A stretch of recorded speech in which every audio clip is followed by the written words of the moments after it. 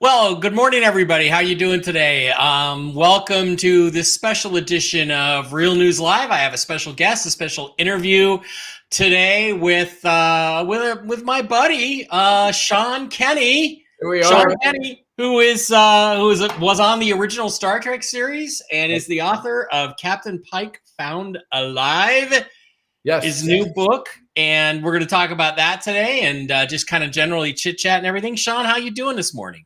very, very good. Love the weather here today where we are. You and I are in Las Vegas and it's beautiful. Yeah, it was. I took the dog for a walk. It was about 65 this morning. I'm Uh, like, oh my God, a week ago it was 100 degrees still. yeah, It's just such right. a relief. Exactly. Such a relief. It's just absolutely great. So we're gonna give people a chance to come on here. My co-host of my new show, Jennifer Falah, is on doing a separate stream right now. So she may suck some of our views away on the live stream, but we'll be picking them up later. So I guess I want to start with a little bit about how Sean and I met. Actually, Dave and I went to Star Trek Las Vegas about a month ago and decided to go there on a Thursday. And we were walking around, and Dave met Barbara Luna, who's a lovely, lovely lady who was in an episode called Mirror Mirror of the original Star Trek. And then I look over, and there's Sean with all of his scarred Captain Pike stuff. And I'm like, "Oh heck, are you the Captain Pike that was in the wheelchair?" And he says, "Yeah." And then you kind of like, I guess you'd recognize my face a little bit because you'd seen me on Ancient Aliens or some other shows. Many, many years watching you. Incredible. Oh. Yeah. Oh, that's great. And and I mean, it's funny because I think about it sometimes, Sean. I think about like if you had told my 12-year-old me that someday you're going to be on TV and people are going to listen to you and actually care about what you say, and you're going to write books and you're going to be on Coast to Coast with Art Bell and you're going to meet people that you've watched on television your whole life. I mean, I would have been thrilled. I guess I should have also imagined as a 12-year-old to be really super rich by the time that happened, but maybe that's coming. I don't know. So I just feel so lucky to meet guys like you and just be able to talk and share stories. And that's kind of what we're going to do today. Okay. But you're an actor. You've been an actor and we're going to talk about your new project too, Alien Cross, which is a new project I know you've got coming up here. And we're going to talk about that. And I just kind of wanted to, get you on, shoot the shit, and just talk about your life and career. Let's start it way back in the beginning. Where and when were you born, and how'd you get into acting? I was actually born in Cambridge, Massachusetts, and I loved, even in the church, and we had singing people in my family, and we perform, and I was like 9 years old, and all of a sudden I said, "Hey, I like this, and people really like us singing." Well, my voice changed, and all of a sudden I said, "Well, I guess that's not going to happen anymore." I was singing soprano at the time. Yeah. And so anyway, I kept my eye on the theater. And when I was younger, I would see things in Boston, because what they do is they bring theater from New York, and they'd always show it in Boston because the Boston audience was very capable of getting it right or wrong.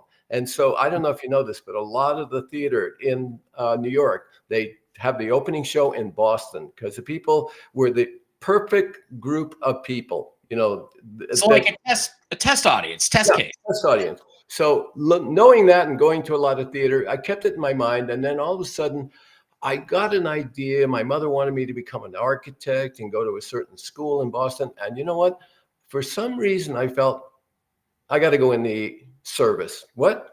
And this is prior to Vietnam. This is in 1959. I turned 17, got out of high school, and I was in a little reserve group in high school, right? And I said, I like this military stuff. So I joined the Air Force. I went into it for 5 years.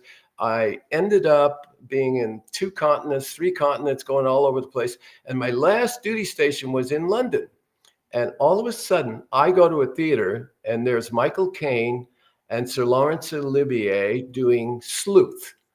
And I got chills all over my body. I said, "Oh my God, this is like when I was a kid and I would watch the plays in Boston." And sure enough, I got out of the theater.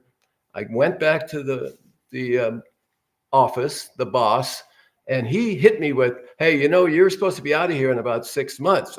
We'd like to re-up you and go to Air Force Academy in Colorado. We want you to be an officer. I was E5 at the time. I said, you know what? I got the bite. And my CO says to me, what do you mean the bite? I said, well, I watched these two actors and it bit me. What did? Being an actor. Yeah. Oh, we can't talk you out of that, he says to me. So thank God I did it, because I just took off, got discharged, and I started to say to myself, I got to get to California, because I don't want to be in theater again over here in New York or Boston. I want to go where the films are made. So making a long story short, it happened that way. I went to California. I got a job as a draftsman, because that's what I was in the Air Force. Yeah, that's where I started at Boeing, was a draftsman. Yeah.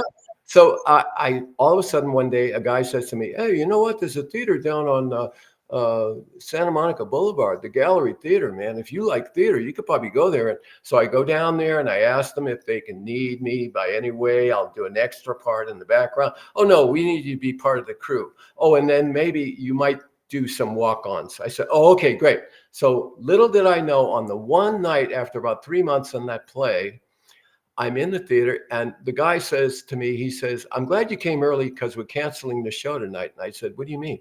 Well, one of the actors, John Rayner, he's out doing a Gunsmoke in the desert, and he can't get back in, and our understudy for him is sick.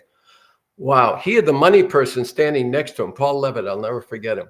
And he says, yeah, well, we'll push all these people for the next time they can come to the theater. We'll give them. I said, wait a minute. I raised my hand. They said, what's that? And I said, I know all the lines. What do you mean you know all the lines? And I said, because I'm the sound man. I know everybody's line. So that's how it happened, where the one night I played the lead in the show, and I got a nice standing ovation, and I'm in the dressing room getting ready, and a lady comes in and knocks on the door and says, hi, do you have an agent? I said, what do you mean an agent? Well, I'm Mitzi McGregor, and I'm a Hollywood agent, and I would like to know if you would sign with me for a year. It's 10% of all your earnings, and I have someone you should meet. And I said, who's that? And she says, Gene Roddenberry. I said, I don't know who he is. Oh, you'll know who he is. So that's how I got into Star Trek. It took that long, and she took me in to see Gene. And Gene walked around the room with me. I'm just sitting in his office like this, and he has a picture of Jeffrey Hunter in his hand, and he puts it up to my face like this, and he goes, it's a match. That's all he said, it's a match. So, and then he asked me, are you allergic to this and this and this? And little did I know they were going to put that makeup on my face as the crippled Captain Pike. So that's how we got from A all the way over to Z. Yeah. That's funny. For those of you who don't know what he's talking about, the original Star Trek series, early on, they were having a lot of trouble with the special effects. They weren't getting them done on time. And, the first episode shown is actually like the 6th episode shot. And because the first episode they shot, they couldn't finish the special effects. That was called the Corbomite maneuver. And it's funny because you should rewatch them in a certain order and the show makes more sense, but they weren't shown that way. But halfway through the first season, I guess, they were realizing they might miss an air date. And back in those days, the shows went out live. There was no DVRs. There was no videotaping. So if you missed an air date, it was kind of a big deal, and it ruined contracts. And so what they did is they took the original pilot, which was called The Cage, which had a different actor named Jeffrey Hunter, who played Captain Christopher Pike. And they took that and they spliced a story with the current cast, the full cast of the show. William Shatner as Captain Kirk, and Leonard Nimoy, of course, was Spock in both of them. And they worked a very clever 2-part story around it. And then they shot these individual scenes. And so the story was that Captain Pike had been badly wounded in some sort of horrible reactor accident on the Enterprise or something, and or another ship, actually, I guess. And you played Captain Pike because you look like Jeffrey Hunter. Jeffrey Hunter was a very handsome leading man, so I guess that's pretty flattering. Thank you. And I never met Jeffrey, but one day I was at Chuck Norris's club, and I had started Chuck's career. I even gave Chuck Norris my agent, which started Chuck. And I'm in there at the restaurant, and Chuck's wife comes over to me, and he says, oh, Jeffrey Hunter's wife is around the corner. I said, what do you mean? She's eating on the other side. And I said, oh, okay. So I walked around the corner, and she almost gulped and choked on her food when she saw me, because I looked like her husband a lot, who had passed away about 1.5 years before. Yeah.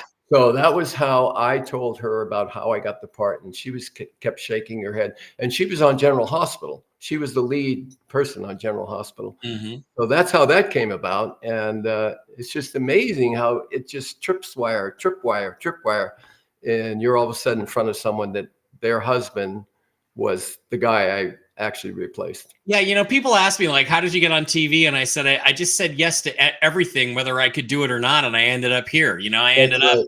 That's all you do it. And like, Yeah, could I act or could I speak on TV? I don't know. I didn't know. I just yeah, said yes, yeah. and I ended up and went and did it, and boom, there you are, and that's how you end up there. So you go from watching Michael Caine and Laurence Olivier, and that God, if that doesn't give you the bug to act, I don't know what will. And then a few months later, I guess you're in the office of Gene Roddenberry on Star Trek, and you know, I know you told some funny stories. We had brunch a couple weeks ago about the makeup. So why don't you because he had this makeup, he had to be very, very scarred up. And actually, let me go out and show people a few pictures Okay. of it. This is Sean's makeup from the episode of Star Trek called The Menagerie. It was renamed to be a two-parter. And you know, they had all this scarring and skin peeling off your face, and they put you in this wheelchair kind of thing. And that's Jeffrey Hunter. That's the original actor that you were portraying. Okay, that's all Jeffrey Hunter. Let's go find some other pictures here. And then also you were also, besides that, why don't you just tell us a story about that? And the wheelchair looks like one of those sauna things they used to have in the 60s in gyms and stuff. Yeah. But tell us the story about the makeup and the last day of shooting. That was a funny one. That was a pinnacle in the whole thing. The makeup was really interesting. They put it on, and the first day they had these big 5-key lights on you. Well, it melted right away onto my clothing. But one of the makeup artists, a young kid, I'll never forget him. He said to the makeup artist, he said, "Look, why don't we do this?" And he took his jeans up with its on a leg on. He put his leg up on a table, and he drew a scar around on his jeans and cut it out. On Levi's. He took the Levi and he put it on my face like this. He taped it on and he said, "This won't melt from the light." And he said, "Fabulous, wonderful." So that went on I think we did 12 days on the show. And on the last day, this was the funniest part of it. We're all so tired, and they put the makeup on me, they put the scar on me, and they know it's over tonight. This is the end of it. Oh, thank God, and everything. I look up into the mirror and they go, "Hey guys, wait a minute. You got it on the wrong side." And they go, "Oh my God, man, we would have been fired. They would have charged us all this money, and they would have lost $10,000 a minute." So yeah. that was and back in 1966, $10,000 was a hell of a lot of money. Yeah. And so they never forgot that I had saved their ass. But That's that was nice. the end of it. Yep. But So what they did though is they shot you. They shot you and just flipped the image, right? They flipped it in the negative, and is there, because there are some shots where you do look backwards in that show, and I'm like, wait a minute. I remember noticing that as a kid and thinking, well, who knows why they did that, right? That's and Leonard was such a good actor, and he was a method actor. And my mom and his mom were friends. I came from the same town that Leonard came from. So he sees me in this chair and he's wondering, who the hell is this guy? And my mouth, I had it taped down. I said, "Leonard," I said, "my mom and your mom are friends." And he goes, "Really?" And he was an actor of much method acting. He had his arms behind his back like this, and he Spock. Yeah. That's right. And he walked up and he said, "Very interesting. Thank you." And he walked away. So he stayed in method the entire time. He did. He stayed. Once he got the makeup on, he was Spock, right? He was Spock, and you could see it in the stills. Every one of those episodes, he would keep that face, except the one when they were out on that planet and everybody was having a good time, and the girl comes over, and I forget the name of it, but all of a sudden you see him smiling, and he's hanging from a tree. And the Paradise Syndrome is the name of that episode. Yeah, you got it. So that was an incredible episode because he flipped, and everybody just said, "Wow, that's not Spock." Oh yeah, it's Spock on a good day. Yeah, that's Spock on a good day. That's really interesting. And then I don't know if you want to share the story. You told me a Bill Shatner story, but do you have anything you want to tell us about William Shatner? And you were in scenes with both of them, and Yes. Forrest Kelly, and just Yep. what kind of people they were. Or do you want to say Yeah. anything about Bill Sure. and Bill's? We all kind of know about Bill, but I thought Okay. if you want to, Yeah, and I was in the wheelchair, and all of a sudden you become part of the furniture. So Mhm. Jimmy and Doc are behind me, and they're looking at what's his name, Kirk, up on the dais, as they say, and he's Yeah. telling the lighting guy to move the lights that would be over where Jimmy and Doc would be, to move it more over on him. And I heard Doc and Jimmy behind me saying, "What's he doing over there? Oh, look, he's going to steal our light. No, he's not going to get away with that." And so they both walked out behind me and went up there and talked to the gaffer and said, "Look, I think you've got the light a little off. Look, he and I are going to be standing here, next to Kirk." And that was just funny how he wanted to be the center of attraction. Right. Right. Yeah. A lot of ego there and stuff. And you're an actor. Of course you have ego. I mean, the thing is, look, I see myself, on these now giant 75, 80-inch TVs in 4K, Yep. and you see every little flaw. It's like, oh yeah, I've got this little thing I need to get pulled, Yep. removed off my eye and stuff. My mustache is too long. Yeah. Okay. Exactly. Or I need to trim my beard a little different in my case. And, I understand that it's actor's ego, and he was the star of the show and Yep. stuff. Should we mention, I mean, I don't know if I'm sure most people know this, that William Shatner wears a toupee, and he has for a long time. Do you want to tell that story or not? You don't have to. No, I had to be at the makeup station at 6 a.m, and they wouldn't start shooting till 10 because it took 3 hours to put on the makeup. Right. I'm in the seat in the makeup room. They have the door ajar, and all of a sudden, Bill pulls in on a motorcycle. Mm-hmm. He gets out of the motorcycle, gets off the motorcycle. He takes his helmet off, and he's totally without hair on the top. And he sees me, see him, and he goes, "Damn," like that. And so he only had hair on the sides. He had nothing on top. No, nothing on top. Okay. So I never mentioned it that I saw him. He knew that I knew, but yeah. I never went that way. I mean, was it not common knowledge then, even on the set, that he wore a toupee? I think not. And I think the only people would know would be the makeup artists.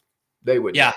Yeah. Well, I know there's a couple memos that have leaked out recently where they're talking, where I think it was Bob Justman is writing to Gene Roddenberry, and he's like, by the way, we can't find, there are two or three really, super high quality toupees that seem to have gone missing after last season. And there's also a wig that, last known to be in possession of Majel, and another wig last known to be in possession of Michelle. And we can't find any of these hair pieces. Oh my God. Yeah, Bob Justman came up to me at one of the shows. This is about 4 or 5. I don't know. He passed away immediately, almost right after that, and he rolled up on a wheelchair. It's in my book, and his daughter was with him. And he rolled up and he looked at me and he said, "If we didn't find you, we weren't going to get a second season." And he turned around. He turned around in the wheelchair and left. And he died 2 weeks later. But Justman was an incredible guy. Yeah. Well, I know in his book, William Shatner talked about how he felt like Gene L. Coon and Bob Justman did a lot of rewrites on the shows and took them from being okay or just good to great with their writing. And he really credited the two of them for really making a huge difference. That's correct. Those two guys I heard recently, people still around like Pevney and the director. He would use the two directors. There was Pevney and another guy that he would use. And those guys knew exactly how to keep the show on the right track. He had two directors that he liked a lot. Yeah. Yeah. Okay. So let's talk about, you've done lots of other stuff in Hollywood. I think you were on some episodes of Gunsmoke, if I'm not mistaken, and lots of other shows at the time. Police Story, is that right? I did Police Story with Desi Arnaz Jr. He and I were two undercover cops. Now, what happened is I was DePaul on the show, Yeah, And right. Sorry, Mr. I was Paul. going to share this. Sean also played a navigator in a few episodes, Yeah, Ensign DePaul. yeah. And why don't you tell this story before we get off Star Trek? Why don't we finish with this story? You were set to have a lot bigger role in season 2, weren't you? Rather than just Yeah, card that's Captain Pike. yeah. Gene came over to me. He said, "Yeah, I want you to be here," and he said, "I want you to play the helmsman, the guy Mhm. that steers the ship." George was the navigator. And two stories came very quickly on this one. George came up to me one day and he says, "Well, I guess you're going to be navigator this show." And I said, "What do you mean?" He says, I'm going down to Georgia to be in a movie with uh, John Wayne called Mhm. Green Berets." I said, "What?" He said, "Yeah, I'm going to play a Vietnamese guy." Well, sure enough, I'm then the next minute or two, I'm over here in his position, and they put another guy over as the guy steering the ship, and I'm playing his part, and so it was really good. But then Gene came up to me one day and he says, "You know what? I really like what you did for me.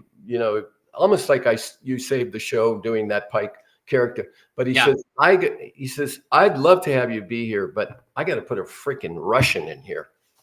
Yeah, they were pressuring him Yeah, I to. said, "What do you mean?" He says, "I'm getting all this stuff from TASS news agency in Russia saying you do not have Russian on show. How can you do this?" And so that's what he told me. And he kind of did it in a funny accent. He said, "So I'm going to put a guy in here, and I've got a guy in mind, but I'm going to write a letter about you and how you really do well." And I swear, 2 weeks later, I'm working on Get Smart as a lieutenant. Yeah, That's that's wow. Get Smart, if you don't know, is a classic yep, James Bond spy yep, spoof kind of exactly. show from the Yeah, '60s, and you should watch it. It's still hysterical yeah, today. It's still it very is. very Oh funny. yeah. And anyway, that's how that happened. And then I left. I left. Star Trek, but I always kept in touch with all the people in it. And Mhm. so now that we have the shows, I didn't know some of the shows like Barbara Luna's show, like you mentioned, Yeah, was incredible. We don't watch our own episodes sometimes because we're busy. We're trying to get other work as an actor. So that was the reason why I left the show. But it was good because a lot of people got typecast. I think George couldn't get another job after that. I remember yeah. Jimmy told me when I went over to Jimmy's house one day, and he said, "Oh, I was doing this show and this movie, and I was doing it." All of a sudden, the director jumped out of the office, and he goes, "Beam me up, Scotty, like this." Right. So he knew right away. Jimmy said that I'm typecast. I got to stay Yeah. with this guy. And Yeah. so there's all those. I remember him telling a story. He said I went into an audition and these are people I'd worked for before, right? And Right. they looked at me and said, "Well, we don't want a Scotsman." And he said, "But I'm a Canadian, you know?" And yeah, so it really does happen. It's kind of silly. It really does happen, but I think that in the end, it worked out for all those guys. They ended up, Oh yeah. their search eventually paid off for them. There was a big 10-year gap there where I'm sure things were tough. Yeah, But the first movie, as I understand, didn't do very well. So there was yeah, a big gap in between. But when I think Leonard directed the second film, third film. Yeah, yes, actually, second film was Nicholas Meyer. And Nicholas Meyer. what had happened, I think what happened, I mean, Star Trek the Motion Picture was dull. Let's just be honest. It wasn't a very good movie. It was That's kind right. of a rehash of another episode. And it went way over budget because I had so many issues with the special effects. Right. Yeah, you're right. It was that close to like not going forward, but then Nick Meyer came in. They did the Wrath of Khan with Ricardo Montalban, and that really invigorated everything. And then Leonard went on to a pretty great career directing movies. He had 3 or 4 hits there. Oh, yeah. He had I think 3 Men and a Baby was one of his movies. Yep. I mean, I think he did really well. So, and of course, they all made really really good money doing that. So let's talk about the rest of your career, other shows you did, and some of your other friends in Hollywood. Yeah, I went on to do other shows like Get Smart, and then I did Police Story, and then I decided that I'm going to start doing some commercials. So I put myself out there, and all of a sudden I'm doing commercials on and on and on, and they were paying very well. Yeah. And I wasn't so my agent Mitzi McGregor passed away, and then I was looking for another agent, but I said, you know what, I'm going to start taking pictures of actors because I felt I would know how to make them look. And wow, I was getting all these people that were actors coming to my home, and I would take their pictures and they would get a part. And then all of a sudden I'd see a picture the guy had and I said, this is a piece of, you know what? I said, you don't even look. I said, so I started to direct them. And I realized that as a photographer, you are now on the road to maybe even directing a film one day, because you know how to get the actors to look real and look intense. And so that went on for many, many years. And I would do commercials now and then. I became the Winston man, all around the world and all that. I didn't know I was going to get that part. Yeah, you were the Winston man, and Tom Selleck was the Marlboro man or No, something? he was the Salem man. Salem man. Okay. And we both didn't smoke, and we laughed about it later. Why didn't they pick smokers? They don't want those unhealthy guys. Yeah. So anyway, so then I went on, and in doing the photography, I also would do the commercials now and then. I went over to Europe, and I went over to Spain just on a vacation with my girlfriend at the time. And all of a sudden they told me a guy was in the plaza, they call it over there. And he said, what are you doing? I said, I'm an actor. I'm here on vacation. Oh, there's an agency upstairs. He said, go up. And I go upstairs and knock on the door, and my girlfriend spoke Spanish, and the door opens and they go, oh, you actor? And I said, yeah, can you work today? Well, I was on vacation, but yeah. So I stayed there 4 months, and I became the cognac man. Always advice, cigarettes, cognac.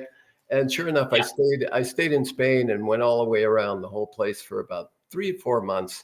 And then I came home, and then I said, you know what? I've got to start getting back into my, how shall I say, my motif. And I kept doing the photography. Now, this is very different, I think. All of a sudden, for a lot of years, I didn't work in film.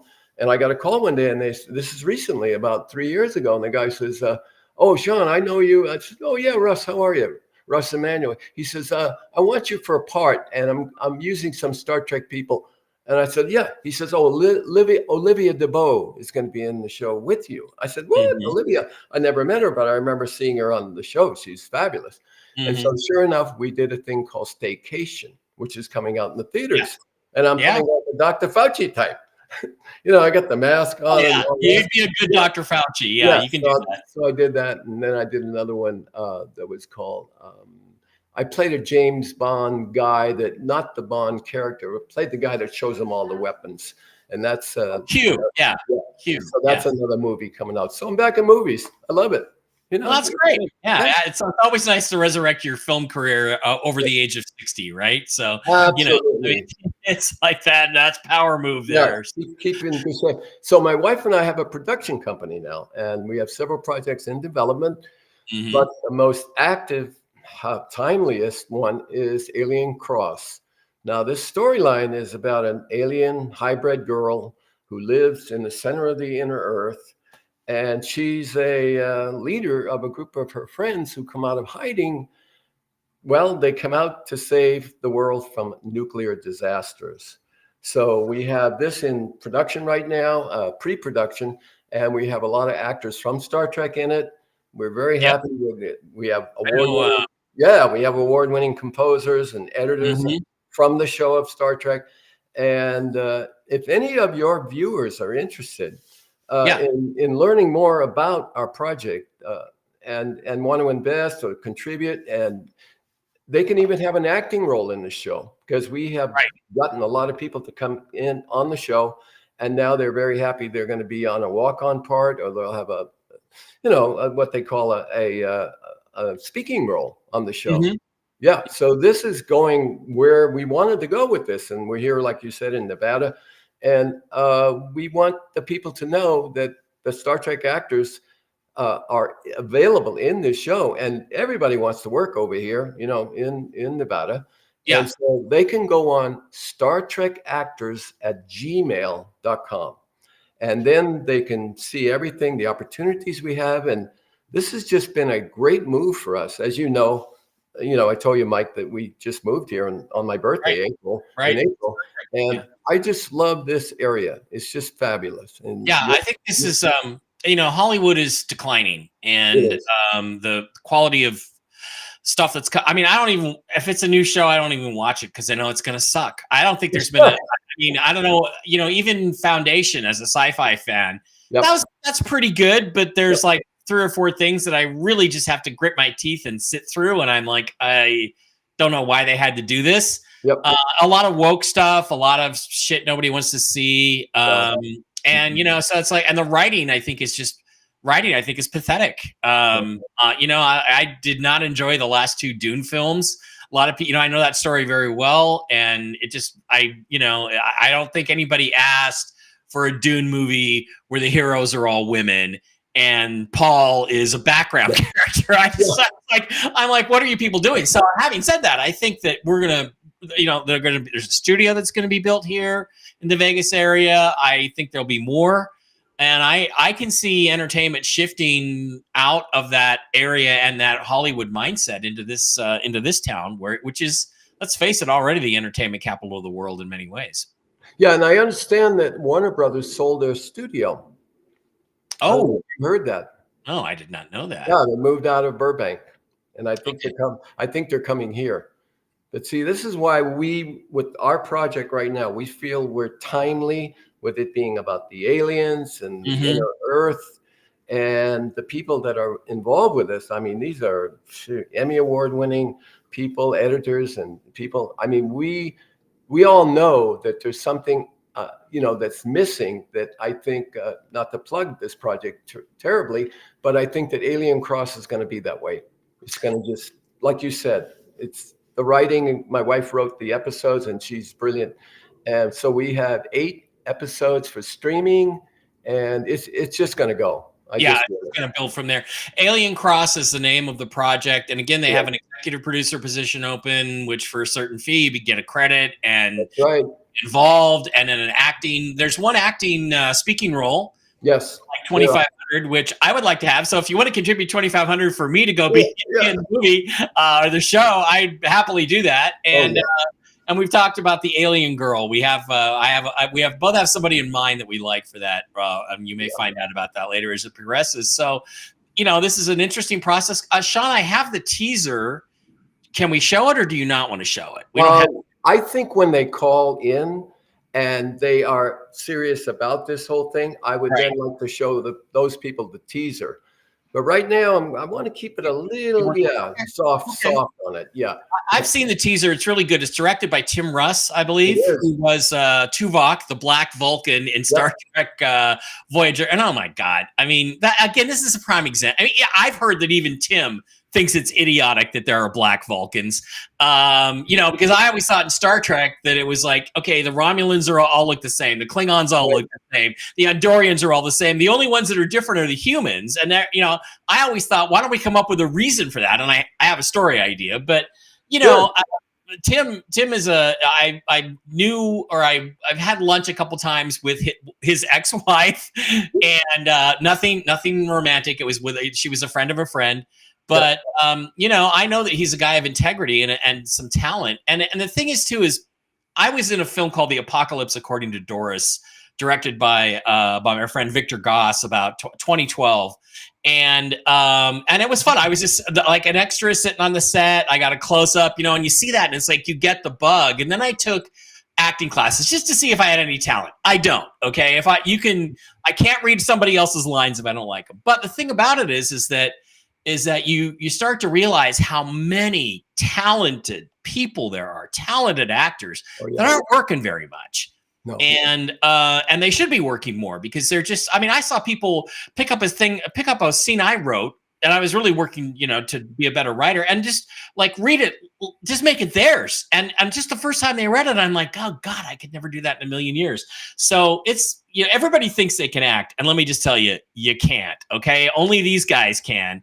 And you know, I just think it's great that you're producing a show that will get more people involved and maybe give some folks who deserve to be involved more involvement. I think that's great. The people that are involved now and want to stay with us, they love the fact that they can be, like I say, an executive producer even, or a walk-on or you know, associate producers. We have all these things open for people. All they got to do is contact me through StarTrekActors@gmail.com. StarTrekActors@gmail.com. I was amazed that I got that Star Trek Actors. Yeah. I didn't know it was available. There it is. Yeah. There it is. So just send them an email if you want to think about getting involved in the project. And Alien Cross is really cool. Okay, so before I let you go here, I want to talk a little bit more about some other guys you know in Hollywood. I know you're good friends with Gary Lockwood. You might know Gary from not only, of course, the Star Trek episode Where No Man Has Gone Before, which was actually the second pilot, the first one with Bill Shatner. Great episode, by the way. But also Frank Poole in 2001: A Space Odyssey, which means he'll be, Gary will be shown and seen by people the world over a long time after he's gone. I know you're friends with him. And again, let's go a little bit deeper into how you kind of got Chuck Norris started in Hollywood. That was a very interesting thing. Like I said, I decided to pull back from the acting, but I wanted to help other actors. I felt, and so sure enough, somebody calls me and says, "Oh, I've got this friend of mine. He just did a movie with Bruce Lee. He's a real good karate guy, and he says he has a studio, and they want him in that movie." I said, "Oh, really? But I think he needs to get a portfolio of pictures, and I thought about you, and you could probably help him out." And I said, "Okay." So he comes over to my studio, which is at my house in Tarzana. I had a ranch there. And sure enough, he comes in and we're talking and everything. And then I said, "Well, you know what? Let's just go out and we'll film outside. I'd like to see you. You seem like you're an active guy outside too." "Oh yeah, I'd like to do outside films." "Okay, great." And I said, "And you know what? Let me show you this." And I bring out a Western hat. Yeah. And I said, "You're from Texas?"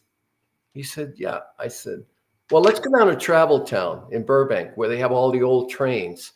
And I'll put you on the train and you'll put on this Western hat." And he said, "Well, I don't know. I'm a karate guy." "But you are from Texas, right?" Okay. So 20 or 25 years later, I'm in Dallas and there he is doing Walker, Texas Ranger. Yeah.